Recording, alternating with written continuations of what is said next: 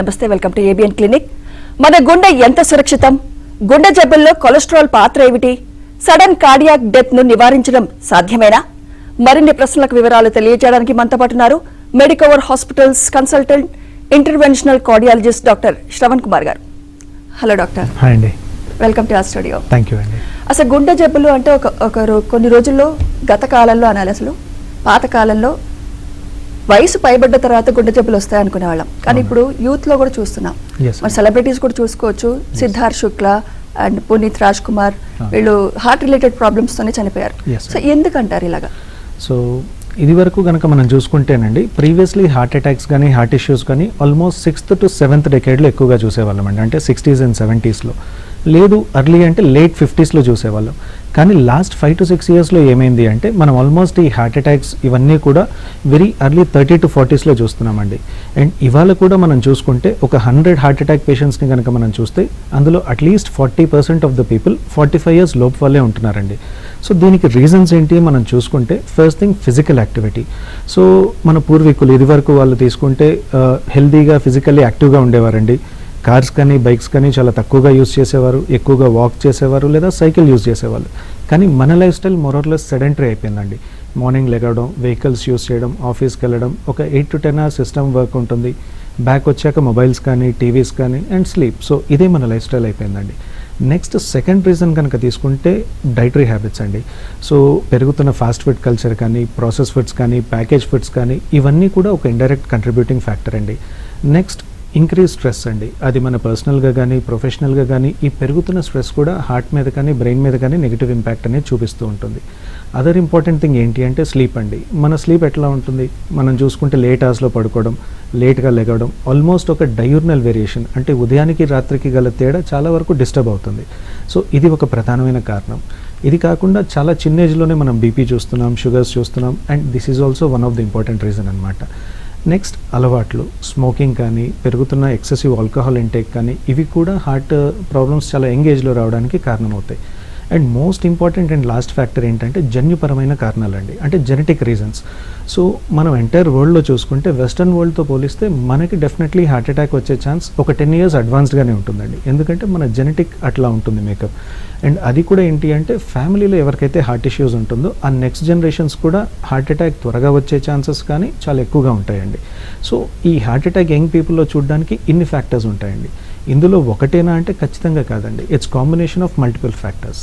Okay. And what's the difference between heart attack and sudden cardiac arrest? So simple అండి. ఇప్పుడు suppose మనకు ఒక healthy person ఉన్నాడు, ఉన్నట్టుండి కుప్పకూలిపోయారు, సింపుల్. సో ఆ పర్సన్ని మనం సడన్ కార్డియాక్ అరెస్ట్ అంటామండి. Okay. So sudden cardiac arrest గల కారణాలు ఏంటి అని మనం బ్యాక్ చూసుకుంటే అందులో ప్రధానమైనది హార్ట్ అటాక్ అండి. హార్ట్ అటాక్ అంటే ఏంటి అంటే హార్ట్కి సప్లై చేసే బ్లడ్ వెజల్లో బ్లాక్ ఏర్పడి హార్ట్కి రక్త సరఫరా అందకపోతే అప్పుడు హార్ట్ మజిల్ డ్యామేజ్ అయిపోతూ ఉంటుంది. సో దానివల్ల పెయిన్ రావడం కానీ, ఆయాసం రావడం కానీ సిమ్టమ్స్ వస్తాయి. ఓకే. బట్ పేషెంట్ మాత్రం అన్కాన్షియస్ అవ్వరండి. So that is heart attack. So ఎప్పుడైతే ఈ అటాక్ వస్తుందో దానివల్ల రిథమ్ డిస్టర్బెన్స్ వచ్చి హార్ట్ పంప్ చేయకుండా ఆగిపోతుందో దాన్ని మనం కార్డియాక్ అరెస్ట్ అంటాం. సో ఈ కార్డియాక్ అరెస్ట్ గన రీజన్స్ చూసుకుంటే స్టిల్ 70% ఆఫ్ ద కేసెస్లో హార్ట్ అటాకే మెయిన్ రీజన్ అండి. అది కాకుండా అదర్ రీజన్స్ ఏంటి అని మనం చూసుకుంటే జెనెటిక్గా వచ్చే రీజన్స్ అండి. ఛానలోపతీస్ అంటాము. కొంతమందికి ఏంటంటే ఈ హార్ట్కి సప్లై చేసే బ్లడ్ వెజల్స్ బై బర్త్ నుంచే అనామలస్గా ఉంటాయి. నార్మల్ కోర్స్ తీసుకోకుండా మేజర్ వెజల్స్ మధ్యలో నుంచి రావడం, దానివల్ల అది కంప్రెస్ అవ్వడం, ఇటువంటివి చూస్తాం. కొంతమందికి ఏంటంటే హార్ట్ మజిల్ చాలా వీక్గా ఉంటుందన్నమాట. అది ఆల్కహాల్ వల్ల కావచ్చు, లేదా డయాబెటీస్ వల్ల కావచ్చు, హైపర్ టెన్షన్ వల్ల కావచ్చు, లేదా ఏం రీజన్ లేకపోయినా సరే కొంతమందికి మజిల్ వీక్ అయిపోతుంది. సో అటువంటి వాళ్ళలో ఈ సడన్ కార్డియాక్ అరెస్ట్ అయ్యే ఛాన్సెస్ చాలా ఎక్కువగా ఉంటాయి. అండ్ ఇది కాకుండా కొంతమందికి బై బర్తే హార్ట్ మజిల్ డిఫెక్ట్స్ ఉంటాయి. సో అటువంటి కండిషన్స్లో కూడా మనం ఇవి చూస్తూ ఉంటామండి. సో సడన్ కార్డియాక్ అరెస్ట్ అంటే పేషెంట్ కొలాప్స్ అయిపోవడం, హార్ట్ అటాక్ అంటే సిమ్టమ్స్తో పేషెంట్ సర్వైవ్ అవుతారు కానీ సఫర్ అవుతూ ఉంటారనమాట. So that is the difference అండి. Okay, right. కాలర్ తీసుకుందాం అండి. ఎస్, బాజీ గారు ఉన్నారు. హలో. హలో, నమస్తే మేడం. నమస్తే అండి. డాక్టర్ గారితో మాట్లాడండి. Okay madam. హలో, నమస్తే అండి. నమస్తే సార్. నమస్తే, చెప్పండి. సార్ నాకు బైపాస్ చేసి 3 నెలలు అయింది సార్. ఓకే అండి. ఇబ్బంది లేదు ప్రస్తుతానికి. ఓకే. కాకపోతే నేను డ్రైవర్ని. ఓకే అండి. నేను ఎప్పటి నుంచి డ్యూటీ చేసుకోవచ్చు? సో బాజీ గారు మీ ఏజ్ ఎంత అండి? 54 సార్. ఓకే. సో హాస్పిటల్కి అసలు ఫస్ట్ టైం ఎందుకు వెళ్ళారండి? ఏమి ఇబ్బంది ఉందని చెప్పి హాస్పిటల్కి నాకు వెళ్ళారు? కొంచెం గుండెలో మంటగా అనిపిస్తే వెళ్ళాను సార్. ఓకే. 3 నెలల క్రితం స్టెంట్ వేశారండి, ఒక ఫస్ట్ స్టెంట్ వేశారు. స్టెంట్ వేశారు. ఓకే అండి. అది మళ్ళీ 3 నెలలు చెకప్ పోతే మళ్ళీ యాంజియోగ్రామ్ చేసి ఓపెన్ హార్ట్ చేయాలన్నారు. ఓకేనండి, అర్థమైంది. చేపించాను సార్, ఓపెన్ హార్ట్ చేపించి కూడా 3 నెలలు అయింది.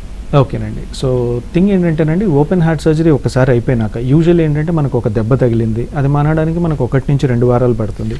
చాలాసార్లు మనం చూస్తాం, మనకు ఒక బోన్ ఇంజరీ అయితే మానడానికి ఆల్మోస్ట్ 6 to 8 weeks టైం పడుతుంది. ఇక్కడ కార్డియాక్ పరంగా తీసుకున్నా కూడా మెయిన్లీ అదేనండి. సో మన చెస్ట్ ఓపెన్ చేస్తారు కాబట్టి అదంతా రికవర్ అవ్వడానికి కంప్లీట్లీ మనకు 6 to 8 weeks టైం పడుతుందండి. సో 6 to 8 weeks తర్వాత మనం స్లోగా మన life style normal back to pre surgery దానికి రెజ్యూమ్ చేసుకోవచ్చు అండి. సో ఆల్మోస్ట్ సర్జరీ అయిపోయి మనకు 3 months అయిపోయింది, ఇప్పుడు ఎటువంటి కంప్లైంట్స్ లేవు కాబట్టి మీ డ్రైవింగ్ కానీ ఇవన్నీ కూడా రెజ్యూమ్ చేసుకోవచ్చు అండి, ఎటువంటి ఇబ్బంది ఉండదు. బట్ ఇంపార్టెంట్ ఏంటి అంటే అన్నిటికంటే లైఫ్ స్టైల్ అండి, హెల్దీ లైఫ్ స్టైల్ ఫాలో చేయడం, అట్లాగే మెడిసిన్స్ టైం టు టైం వేసుకోవడం, ఈ 2 చేస్తూ మీరు ఏ పనైనా చేసుకోవచ్చు అండి. రైట్. ఇందాక బాజీ గారు గుండెలో మంట అన్నారు. Yes, సో ఇండైజెషన్ కూడా ఒక్కోసారి గుండెలో మంట వస్తూ ఉంటుంది. Correct, సో అండి. ఎలా డిఫరెన్షియేట్ చేయాలి హార్ట్ రిలేటెడ్ దానికి? Okay. So usually typical heart symptoms ఎట్లా ఉంటాయంటేనండి, మనకు లెఫ్ట్ సైడ్ అంటే ఇది ఆల్మోస్ట్ లైక్ 90% ఆఫ్ ద పీపుల్లో చూస్తామండి. లెఫ్ట్ సైడ్ సివియర్ పెయిన్ వస్తుంది. ఈ పెయిన్ ఇక్కడ నుంచి నెక్కి కానీ హ్యాండ్కి కానీ రేడియేట్ అవుతూ ఉంటుంది అనమాట. ఈ పెయిన్ వచ్చినప్పుడు ఏంటంటే చాలామందికి స్వెట్టింగ్ రావడం ఇవన్నీ చూస్తాం. సో ఇదే గ్యాస్ట్రైటిస్, ఇది 90% ఆఫ్ ది కేసెస్. ఇంకొక 10% ఆఫ్ ద పీపుల్ ఎట్లా ఉంటుందంటే పెయిన్ జస్ట్ రైట్ సైడ్ రావచ్చు, లేదా నెక్ దగ్గరే పెయిన్ రావచ్చు, లేదా హ్యాండ్లో పెయిన్ రావచ్చు, లేదా కొంతమందికి స్టమక్లో డిస్కంఫర్ట్ మాత్రమే తెలియవచ్చు అండి. సో ఇదొక 10%. అదే గ్యాస్ట్రైటిస్ తీసుకున్నాం అనుకోండి, ఇది మెయిన్లీ ఫుడ్తో వేరీ అవుతుంటుంది. అంటే ఒక పర్సన్ ఫుడ్ తీసుకుంటే పెయిన్ ఎక్కువైనట్టు అనిపించడం, లేదా తీసుకోకపోతే పెయిన్ ఎక్కువైనట్టు అనిపించడం, పడుకున్నప్పుడు పుల్లటి తేన్పులు వచ్చేయడము, సో ఇక్కడంతా మంటలాగా అనిపించడం, ఇవి గ్యాస్ట్రైటిస్లో కామన్గా చూసే సిమ్టమ్స్ అండి. సో ఒక పర్సన్ వచ్చి సిమ్టమ్స్ ఎక్స్ప్లెయిన్ చేస్తే సిమ్టమ్స్ బేసిస్ మీద కూడా మనం ఎప్పుడు 100% ప్రాపర్ కంక్లూజన్కి అయితే రాలేమండి, ఇది హార్ట్ రిలేటెడా లేదా గ్యాస్ట్రిక్ రిలేటెడా అనేది. ఎందుకు అంటే ఆల్మోస్ట్ ఒక 5% ఆఫ్ గ్యాస్ట్రిక్ రిలేటెడ్ ఇష్యూస్లో కూడా మనం హార్ట్ ప్రాబ్లమ్స్ అనేది చూస్తూ ఉంటాం అనమాట. సో ఆ వచ్చిన పర్సన్ ఏజ్ ఏంటి, తన రిస్క్ ఫ్యాక్టర్స్ ఏంటి, తన సిమ్టమ్స్ ఎట్లా ఉన్నాయి, దాన్ని బేస్ చేసుకుని నెక్స్ట్ ఏ ఇన్వెస్టిగేషన్స్ చేయాలి అనేది చూస్తామండి. సో ఆ ఇన్వెస్టిగేషన్స్లో వచ్చిన రిపోర్ట్ బట్టి అది గ్యాస్ట్రైటిసా లేదు కార్డియాక్ ఇష్యూ అనేది మనకు క్లారిటీ వస్తుంది. రైట్. ఇంకా కాలర్ ఉన్నారండి, రామదాస్ గారు ఉన్నారు. రామదాస్ గారు. సార్ నమస్తే సార్. నమస్తే రామదాస్ గారు. నాకు 2 years అవుందండి. లాస్ట్ ఇయర్ 2 years ముందు నాకు పెయిన్ వస్తే 2 స్టంట్లు వేయించుకున్నామండి. అయితే నాది ఏంటంటే మనము బ్లడ్ డొనేషన్ ఇవ్వచ్చా లేదా అంటే, నేను డైలీ కూడా ఈ 3 tablets వాడుతున్నామండి. ఓకేనండి. సో బేసికలీ మీరు యాంటీప్లేట్లెట్స్ అండ్ కొలెస్ట్రాల్ టాబ్లెట్స్ వాడుతూ ఉంటారండి. సో ఇటువంటి సిచ్యువేషన్స్లో బ్లడ్ డొనేట్ చేయొచ్చా లేదనేది మీ కన్సర్న్, అర్థమైందండి. సో నార్మల్గా ఏంటంటే యూజువల్లీ యాంటీప్లేట్లెట్స్ మీద ఉన్నప్పుడు most of the times blood thinners తీసుకోరండి. ఎందుకంటే ఈ బ్లడ్ తీసుకోరు. బ్లడ్లో ఏంటంటే మల్టిపుల్ ప్రోడక్ట్స్ ఉంటాయండి, వైట్ బ్లడ్ సెల్స్, ప్లేట్లెట్స్, ఇటువంటి మల్టిపుల్ కాంపోనెంట్స్ ఉంటాయి. సో థింగ్ ఏంటంటే ఈ యాంటీప్లేట్లెట్స్ మీద ఉన్నప్పుడు ఆ ప్లేట్లెట్ ఒకదానికొకటి అటాచ్ అవ్వనటువంటి స్వభావం ఉంటుందండి. ఓకే, అది కంప్లీట్గా ప్లేట్లెట్ డీజనరేట్ అయిపోయేంత వరకు దాంట్లో ఆ మందు ప్రభావం ఉంటుంది. సో అందుకని మోస్ట్ ఆఫ్ ద సెంటర్స్లో ఇదైతే కలెక్ట్ చేసుకోరండి బ్లడ్. రైట్. ఇందాక కొలెస్ట్రాల్ అన్నారు. సో ఈ హార్ట్ రిలేటెడ్ ప్రాబ్లమ్స్కి కొలెస్ట్రాల్ పాత్ర ఏంటి, ఎంత? సో నార్మల్గా అసలు కొలెస్ట్రాల్ కనుక తీసుకుంటేనండి మన బాడీలో కొలెస్ట్రాల్ అనేది ఒక ఇంపార్టెంట్ పార్ట్ అండి. సో హార్మోన్స్లో కానీ మన ప్రతి సెల్ మెంబ్రెయిన్లో కానీ లేదు విటమిన్స్లో కానీ ఇది వాటిని ఫామ్ అవ్వాలి అంటే కొలెస్ట్రాల్ చాలా అవసరం అనమాట. సో నార్మల్గా ఉన్నంత వరకు దీంతో మనకి ఎటువంటి ఇబ్బంది లేదండి. ఎప్పుడైతే అబ్నార్మల్గా పెరుగుతుందో so that is the most problematic thing అండి. సో ఈ ఎంటైర్ కొలెస్ట్రాల్ స్పెక్ట్రంలో కూడా మనకు బ్యాడ్ కొలెస్ట్రాల్ అంటే ఫస్ట్ మనం చెప్పుకునేది LDL cholesterol, low density lipoproteins అంటామండి. సో ఈ ఎల్డిఎల్తో ప్రాబ్లం ఏంటి అంటే ఇది ఎప్పుడైతే పెరగడం స్టార్ట్ అవుతుందో సో బ్లడ్ వెజల్స్లో బ్లాక్స్ క్రియేట్ చేసే ఛాన్సెస్ చాలా వరకు ఇంక్రీజ్ అవుతాయండి. సో పర్టికులర్లీ వెజల్స్ తీసుకుంటే మనకు హార్ట్ వెజల్స్ కానీ బ్రెయిన్ బ్లడ్ వెజల్స్ కానీ ఇవంతా చాలా సెన్సిటివ్గా ఉంటాయి. సో ఇంటెన్స్ ప్రెషర్తో కూడా ఉంటాయి. సో ఇక్కడ ఫార్మింగ్ అయ్యే నేచర్, కొలెస్ట్రాల్ బ్లాక్స్ ఫామ్ అయ్యే నేచర్ ఎక్కువగా ఉంటుంది. సో ఈ వెజల్లో వచ్చేటప్పటికి మనకి 3 layers ఉంటాయి. ఈ లేయర్స్ మధ్యలో ఫస్ట్ కొలెస్ట్రాల్ డిపాజిట్ స్టార్ట్ అవుతుందండి. సో హై వాల్యూస్ ఉన్నాయనుకోండి చాలా ఫాస్ట్గా డిపాజిట్ అవుతుంది, అట్లాగే ఫాస్ట్గా కూడా ప్రోగ్రెస్ అవుతుంది. అండ్ ఎప్పుడైతే అందులో కొలెస్ట్రాల్ కంటెంట్ ఎక్కువగా ఉంటుందో అది త్వరగా రప్చర్ అయ్యి హార్ట్ అటాక్ వచ్చే ఛాన్సెస్ కూడా చాలా అధికంగా ఉంటాయండి. ఓకే. So right. ఇంకా కాలర్ ఉన్నారండి, అయ్యన్న గారు. అయ్యన్న గారు. నమస్తే మేడం. నమస్తే, అడగండి మీ డౌట్. హలో, నమస్తే అండి, చెప్పండి. నమస్తే సార్. నమస్తే అండి. నమస్తే మేడం. అయ్యన్న గారు, మీరు టీవీ వాల్యూమ్ మ్యూట్ లో పెట్టి మాట్లాడరా ప్లీజ్. మేడం, మాది గణపతి డిస్ట్రిక్ట్ మేడం, కలవరా మాది. యా, చెప్పండి. ఏం లేదు సార్, మాది నాకు కూడా కొద్దిగా హార్ట్ కొద్దిగా ఇది ఉంది. నేను టాబ్లెట్ బీపీ నాకు ఎక్కువ ఉంది మేడం. సార్ నాది మెటకార్డ్ ఏమో వాడతాను, మార్నింగ్ ఈవినింగ్, రాత్రికి ఏమో టెలివాజ్ 40 mg వాడతాను సార్. ఓకే అండి. ఇంకోటి థైరాక్స్ 25 థైరాక్స్ ఉంటుందండి, థైరాక్స్ 25 mg వాడతా. రాత్రికి మళ్ళీ ఇది కూడా వాడతాం మేడం. ఓకే అండి. కొలెస్ట్రాల్. ఓకే. అది టాబ్లెట్ వాడుతుంది బాగానే ఉంది, మీ ఫ్యూచర్ లో కూడా ఏమైనా ఇబ్బంది అవుతుందా ఇంకా ఏమన్నట్టు అని అడుగుతున్నాను. ఓకేనండి. సో మీ వరకు తీసుకుంటేనండి బేసికల్లీ 2 రిస్క్ ఫ్యాక్టర్స్ ఉన్నాయి. ఒకటి హై కొలెస్ట్రాల్ లెవెల్స్ అన్నారు, అండ్ సెకండ్ థింగ్ బీపీ అండి. సో బీపీ కానీ కొలెస్ట్రాల్ కానీ ఇవి మనం కంట్రోల్లో ఉంచుకున్నంత వరకు అది హార్ట్ మీద ఎటువంటి ప్రభావం చూపించదండి. ఎప్పుడైతే ఇది పెరగడం స్టార్ట్ అవుతాయో అప్పుడే మనకి ఇష్యూస్ అనేది క్రియేట్ అవుతాయి. సో పర్టికులర్లీ బీపీ థింగ్ ఏంటి అంటేనండి, బీపీ కంట్రోల్లో ఉన్నంత వరకు ఒక పర్సన్, బీపీ లేని పర్సన్ కానీ బీపీ ఉన్న పర్సన్ ఎవరైతే కంట్రోల్లో ఉంటుందో ఇద్దరి లైఫ్ కానీ ఇద్దరి హార్ట్ రిస్క్ కానీ రెండు ఒకేలాగా ఉంటుందండి. సో బీపీ ఏంటంటే కంట్రోల్ చేసుకోవడం ఎంత సింపులో, అది కంట్రోల్ అవ్వకపోతే అది చూపించే కాంప్లికేషన్స్ కూడా అంతే బ్యాడ్గా ఉంటాయండి. సో కంట్రోల్లో ఉన్నంత వరకు మీరు ఎటువంటి టెన్షన్ పడక్కర్లేదండి, హెల్దీ లైఫ్ స్టైల్ ఫాలో చేయండి, సరిపోతుంది. అంటే బీపీ విషయానికి వస్తే which is more risky, high BP or low BP? So thing ఏంటంటేనండి, అసలు బ్లడ్ ప్రెషర్ అంటే ఏంటి? Simple thing. మనం యూజువల్లీ కఫ్ హ్యాండ్ కనెక్ట్ చేసి మనం ప్రెషర్ చెక్ చేస్తాం కదండి. ఏ ప్రెషర్లో అయితే మన వెజల్ని కంప్లీట్గా క్లోజ్ చేయగలుగుతామో అది సిస్టోలిక్ బీపీ అంటాం. ఎక్కడైతే వెజల్ కంప్లీట్గా ఓపెన్ అవుతుందో అది డయాస్టోలిక్ బ్లడ్ ప్రెషర్ అండి. సో బ్లడ్ ప్రెషర్ రెండు, కొంతమందికి హై ఉంటుంది, కొంతమందికి లో ఉంటుంది. సో ఒక ఎగ్జాంపుల్ చెప్తానండి. ఒక 2 houses ఉన్నాయి, రెండిట్లో ఒక సేమ్ మోటార్ ఉంది. ఒక మోటార్ జస్ట్ 2nd floorకి వాటర్ పుష్ చేయాలి, సెకండ్ ఇంట్లో మోటార్ 10th floorకి వాటర్ పుష్ చేయాలి. ఏది త్వరగా పాడయ్యే ఛాన్స్ ఉంటుందండి? 10th floor. So definitely 10th floorకి పుష్ చేసే మోటార్ చాలా త్వరగా పాడవడానికి ఛాన్సెస్ ఎక్కువ. సో ఇప్పుడు సపోజ్ నా బీపీ 90 ఉందనుకోండి, నా హార్ట్ 90 ప్రెషర్తో పంప్ చేస్తే బ్లడ్ మొత్తం బాడీకి సర్క్యులేట్ చేయొచ్చు. అదే నా బీపీ 120 ఉందనుకోండి, హార్ట్ 120 ప్రెషర్తో పంప్ చేయాలి. అదే బీపీ 180 ఉంటే హార్ట్ 180 ప్రెషర్తో పంప్ చేయాలి. సో లో బీపీ ఉంటే యూజువల్లీ సిమ్టమ్స్ ఎట్లా ఉంటాయంటేనండి, పీపుల్ ఇంటెన్స్గా వీక్గా ఫీల్ అవ్వడం కానీ, కళ్ళు తిరిగినట్టుగా కానీ ఫీల్ అవుతూ ఉంటారు. బట్ హార్ట్ పరంగా తీసుకుంటే అది హార్ట్కి యాక్చువల్లీ మంచిదేనండి. ఓకే, బట్ సిమ్టమ్స్ ఉంటే డిస్కంఫర్ట్ ఉంటుంది.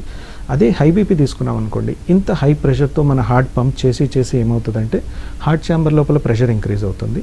So heart muscle thickness increase అవుతుంది. సో అల్టిమేట్లీ ఏంటంటే ఏదో ఒక పాయింట్లో హార్ట్ ఫెయిల్ అయ్యే ఛాన్సెస్ చాలా చాలా ఎక్కువ అండి.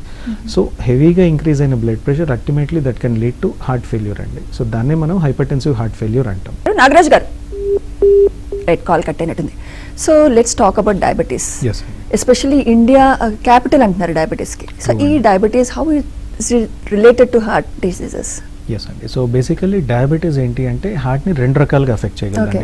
సో ఫస్ట్ థింగ్ ఏంటి అంటే హార్ట్ లోపల ఇంపార్టెంట్ కాంపోనెంట్స్ కనుక మనం తీసుకుంటే ఫస్ట్ అది హార్ట్ మజిల్ అండి, సెకండ్ అది హార్ట్కి సప్లై చేసే బ్లడ్ వెజల్స్ అండి. సో ఇంటెన్స్గా అంటే వెరీ హైగా పెరిగిన షుగర్ లెవెల్స్ ఏం చేస్తాయంటే హార్ట్ మజిల్ వీక్ అవ్వడానికి one of the important reason అండి. ఇందాక మనం ఎట్లయితే హైపర్టెన్సివ్ హార్ట్ ఫెయిల్యూర్ అనుకున్నామో అట్లాగే డయాబెటీస్ కూడా కార్డియోమయోపతి అనే కండిషన్ కాజ్ చేయొచ్చు. సో ఈ మజిల్ని వీక్ చేసేసి సో హార్ట్ ఫెయిల్యూర్ అనే సిచ్యువేషన్ డెవలప్ అవ్వడానికి రీజన్ అవ్వచ్చు.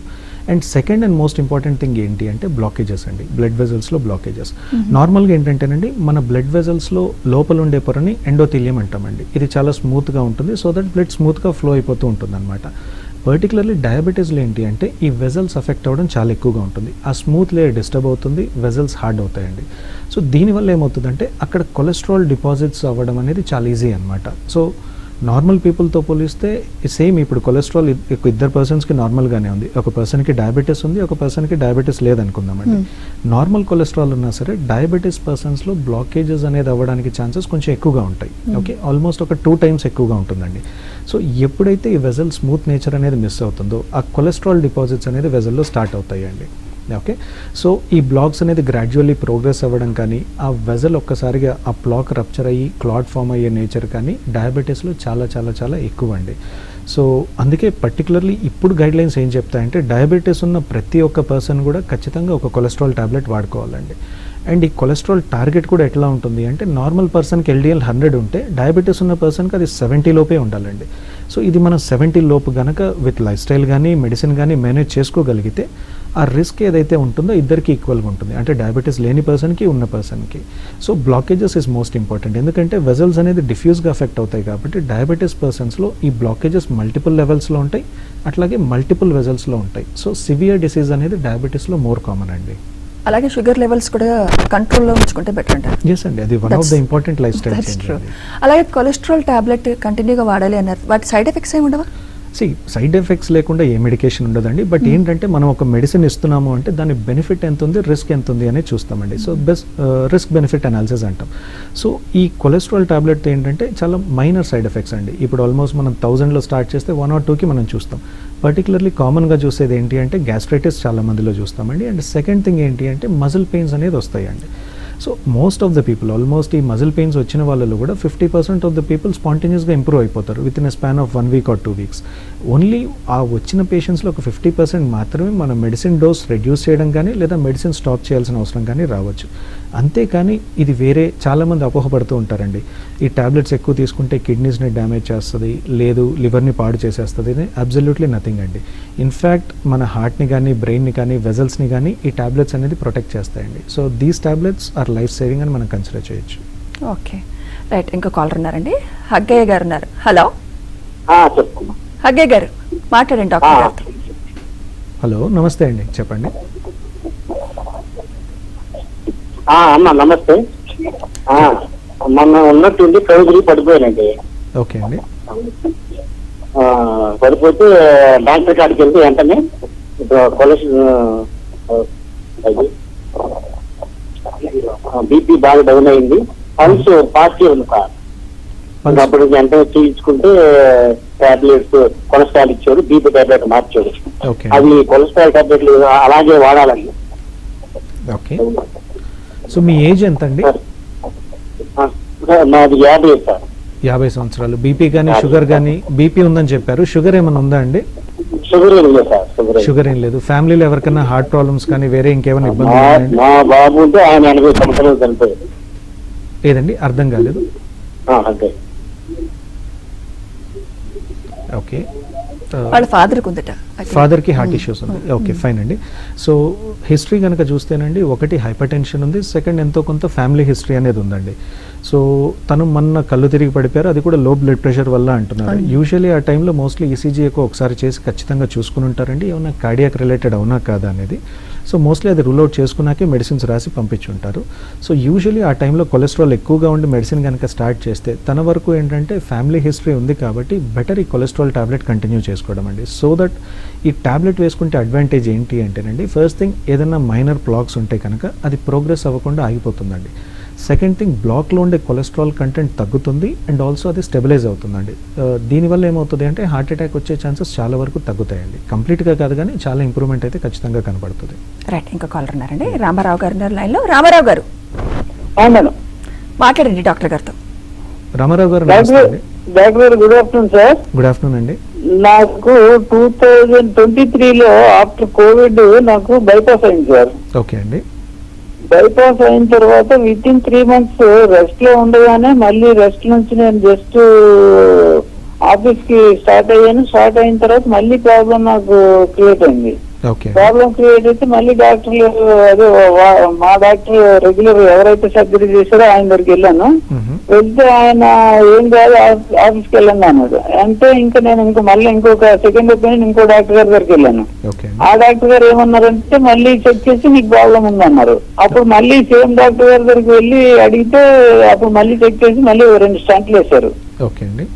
ఆ స్టంట్లు వేసిన తర్వాత మళ్ళీ కూడా మొన్న బ్లాక్ అయిందండి. మళ్ళీ సేమ్ ప్రాబ్లం వస్తే మళ్ళీ ఇక్కడ విజయవాడలో వెళ్ళాను అనమాట. వెళ్తే మళ్ళీ ఆ స్టంట్లని బ్లో చేశారు. ఆ స్టంట్ల ప్లేస్ లోనే మళ్ళీ బ్లాక్ అయింది అనమాట. అది బ్లో చేశారు. ఎందుకు ఇన్నిసార్లు బ్లాకేజ్ అవడానికి కారణం ఏంటి? ఓకేనండి, ఫైన్. సో యూజువలీ తన ప్రొఫైల్ చూస్తే అండి, ఫస్ట్ బైపాస్ అయింది, తర్వాత 2 stents వేశారు with in the span of 3 months, and మళ్ళీ 2023 అంటే ఆల్మోస్ట్ 3 years మళ్ళీ తనకి బ్లాక్ అయింది. సో ఇదేంటంటేనండి basically it's nature of the body అండి. సో కొలెస్ట్రాల్ బ్లాక్స్ ఎక్కువగా రావడం, యూజువల్లీ ఏంటంటేనండి బైపాస్లో ఏం చేస్తాము అంటే మన లోపల ఉండే బ్లడ్ వెజల్సే తీసి మనకు అమరుస్తారండి.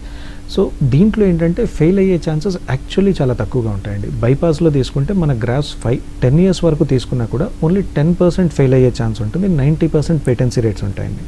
స్టెంట్స్లో అది కొద్దిగా ఎక్కువగా ఉంటుంది. సో తనకేంటంటే ఆల్మోస్ట్ ఫస్ట్ టైం బైపాస్ చేసిన తర్వాత 3 monthsలో గ్రాఫ్ట్ ఫెయిల్ అయింది అంటే తన బాడీలో చాలా అగ్రెసివ్ అథెరోస్క్లెరోటిక్ డిసీజ్ ఉంది అని అర్థం. అంటే బ్లాక్ ఫామ్ అయ్యే నేచర్ చాలా చాలా ఎక్కువగా ఉంది అని అర్థం. సో స్టెంట్స్ వేశారు, 2 years బాగున్నారు, మళ్ళీ బ్లాక్ డెవలప్ అయింది. యూజువల్ ఇటువంటి సిచ్యువేషన్స్లో మనం ఏం చేస్తాము అంటేనండి ఫస్ట్ ఈ ఇంటర్వెన్షన్ టైంలోనే అసలు ఆ బ్లాక్ ఎందుకు వచ్చింది, ఆ బ్లాక్లో 2 things ఉంటాయండి. ఫస్ట్ థింగ్ వచ్చేటప్పటికి నియో ఇంటిమల్ హైపర్ప్లేషియా అంటాం, సెకండ్ అది నియో అథెరోస్క్లెరోసిస్. నియో ఇంటిమల్ హైపర్ప్లేషియా అంటే ఏంటి అంటే అది స్టెంట్కి వచ్చే ఒక రియాక్షన్ లాగా మనం అసెస్ చేసుకోవచ్చండి. ఇందులో బేసికల్లీ కొలెస్ట్రాల్ కంటెంట్ ఎక్కువగా ఉండదండి, మజిల్ టిష్యూ ఎక్కువగా గ్రో అవుతుంది.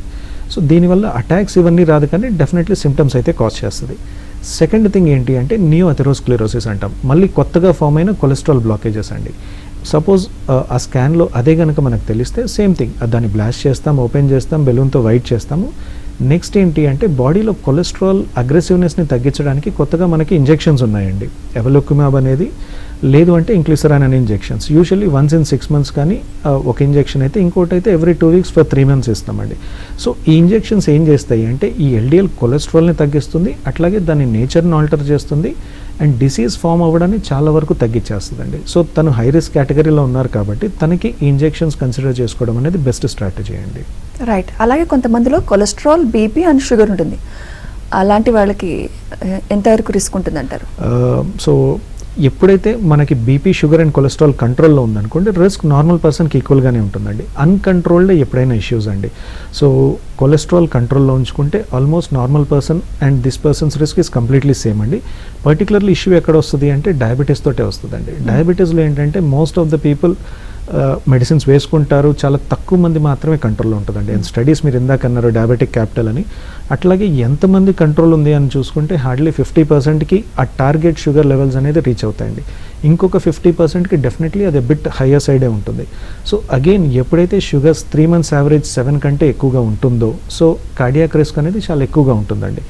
దాంతో పాటుగా మన కొలెస్ట్రాల్ కంట్రోల్లో లేదు, దాంతోపాటు మన బీపీ కంట్రోల్లో లేదు అంటే రిస్క్ ఆల్మోస్ట్ 5 to 6 times చాలా ఎక్కువగా ఉంటుందండి పర్సన్కి హార్ట్ అటాక్ వచ్చే ఛాన్సెస్. రైట్. ఇంకో కాలర్ తీసుకుందామండి. లక్ష్మీ కుమారి గారు ఉన్నారు లైన్లో. లక్ష్మీ కుమారి గారు నమస్తే అండి. నమస్తే. అడగండి మీ doubt. నాకు 4 months క్రితం బైపాస్ అయిందండి. ఓకే అండి. ఇది కొలెస్ట్రాల్ కాల్షియం డిపాజిట్ అయిందండి ముందు. ఓకే అండి. వై జంక్షన్ లో ఉందంట. ఓకే. అప్పుడు స్టంట్ లైట్ కుదరదని చెప్పేసి బైపాస్ చేశారండి. ఇప్పుడు మీ చాలా మంది కాల్ చేస్తున్నారు కదండి, అది మళ్ళీ మళ్ళీ రిపీట్ అవుతుంది అంటున్నారు, దాని గురించి కొంచెం చెప్పగలుగుతారండి? ఓకేనండి. సో థింగ్ ఏంటి అంటే మళ్ళీ మళ్ళీ రిపీట్ అవుతుంది చెప్పాను కదండి. మోస్ట్లీ తనకేంటంటే ఒక వెజల్లో ఉన్నది కాకపోతే జంక్షన్ దగ్గర బ్లాక్ ఉండడం. సో ఇదేంటంటే హై రిస్క్ అనమాట. స్టెంట్స్ వేయొచ్చు కానీ మళ్ళీ రియాక్లూడ్ అయ్యే ఛాన్సెస్ కొంచెం ఎక్కువగా ఉంటాయి, పర్టికులర్లీ కాల్షియం ఉన్నప్పుడు. కాల్షియం ఏంటంటే ఆల్మోస్ట్ మన బోన్ అంతా హార్డ్గా ఉంటుందండి. మనం వేసే స్టెంట్ ఏంటంటే చాలా థిన్ మెటల్ అనమాట. సో అక్కడ ఎక్స్పాండ్ సరిగ్గా అవ్వకపోవడం, ఎక్స్పాండ్ అవ్వకపోతే మళ్ళీ త్వరగా బ్లాక్ అయ్యే ఛాన్సెస్ చాలా ఎక్కువగా ఉంటాయి.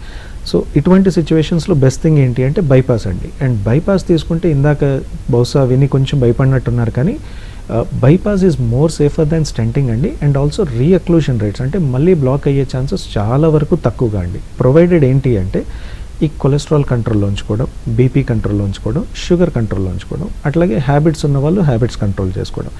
ఎల్డిఎల్ పర్టికులర్లీ ఏంటి అంటేనండి కొలెస్ట్రాల్లో ఒక ఇంపార్టెంట్ థింగ్, బైపాస్ అయినా కానీ స్టెంట్ అయినా కానీ మనం కన్సిడర్ చేయాల్సింది ఏంటి అంటే నార్మల్గా ఇందాక ఎల్డిఎల్ మనం 100 నార్మల్ అన్నాం, డయాబెటీస్ ఉంటే 70 నార్మల్ అన్నాం. కానీ స్టెంట్ వేసినా బైపాస్ అయినా హార్ట్ అటాక్ వచ్చినా అది 55 ఇస్ నార్మల్ అండి. Okay. So even more control of cholesterol అనేది మోర్ ఇంపార్టెంట్. అండ్ ఇందాక ప్రీవియస్ పర్సన్ని చూసాం, తనకి బైపాస్ అయింది, తర్వాత 2 times స్టెంటింగ్ అయింది. తన టార్గెట్ వచ్చేటప్పటికి లెస్ దాన్ 40 అండి. Okay. So more aggressive control. ఎప్పుడైతే డిసీజ్ అగ్రెసివ్గా ఉంటుందో మనం దాన్ని అగ్రెసివ్గా కంట్రోల్ చేస్తాం. సో అందుకే ఎప్పుడైతే స్టెంట్ అయినా బైపాస్ అయినా హై డోస్ ఆఫ్ కొలెస్ట్రాల్స్ ఇస్తాం, కొలెస్ట్రాల్ టాబ్లెట్స్ ఇస్తాం. సో ఈ టాబ్లెట్స్ వల్ల డిసీజ్ కంట్రోల్ అవుతుంది, కొత్త బ్లాక్స్ రాకుండా ఉండే ఛాన్సెస్ చాలా వరకు మనం ఇంప్రూవ్ చేయగలమండి. So that is the thing. అలాగే మహిళల్లో పురుషుల్లో ఈ గుండెపోటు సిమ్టమ్స్ సేమ్ ఉంటాయంటారా? యూజువల్లీ ఏంటంటేనండి ఫీమేల్స్లో ఏటిపికల్ ప్రెజెంటేషన్ అనేది చాలా కామన్ అండి. మేల్స్లో తీసుకుంటే మెజారిటీ ఆఫ్ ద పీపుల్కి చెస్ట్ పెయిన్ వస్తుంది, కానీ ఫీమేల్స్లో తీసుకుంటేనండి అధికంగా వీక్ అయిపోవడం కానీ లేదంటే విపరీతమైన ఆయాసం, ఇది మోస్ట్ కామన్ సిమ్టమ్స్గా చూస్తామండి. అండ్ పెయిన్ కూడా చాలా తక్కువ మందికి లెఫ్ట్ సైడ్ వస్తుందండి. చాలామంది జస్ట్ మంటుందని చెప్తారు, బ్యాక్లో పెయిన్ వస్తుందంటారు, జస్ట్ దవడ దగ్గరే పెయిన్ వస్తుందంటారు. కొంతమందికి ఏంటంటే వికారంగా ఉంది, వాంతులు అవుతున్నాయి అంటారు.